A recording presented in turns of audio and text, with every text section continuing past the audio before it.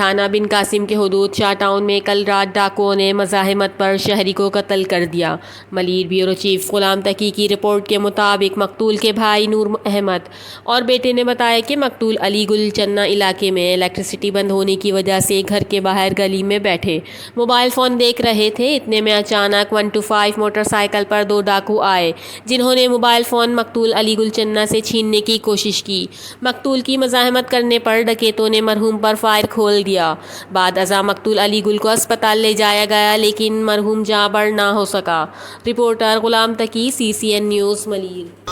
अब किए वाक्य थियो है मोबाइल पे आप थे कुत्ते दा पुत्र मोबाइल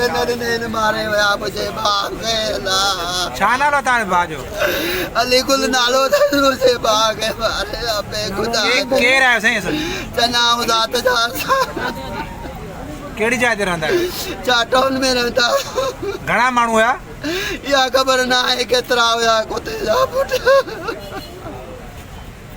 पकड़िया न गिरफ्तार थिया अल्लाह तो जाने मुझे भागा खबर ना शादीशुदा है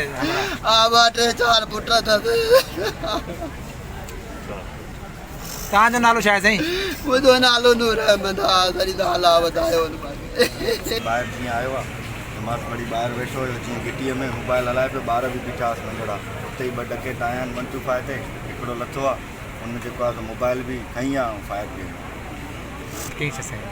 मज़ाहमत मां पंहिंजी अखियुनि सां कंदे न ॾिठो। अच्छा पोइ फरार थी विया आहिनि साईं पूरो नालो छा आहे साईं जो अली गुल चन्ना अली गुल चन्ना जी पोइ पुलिस उते पहुती वक़्तु तो पुलिस वग़ैरह कुछ भी न पहुंची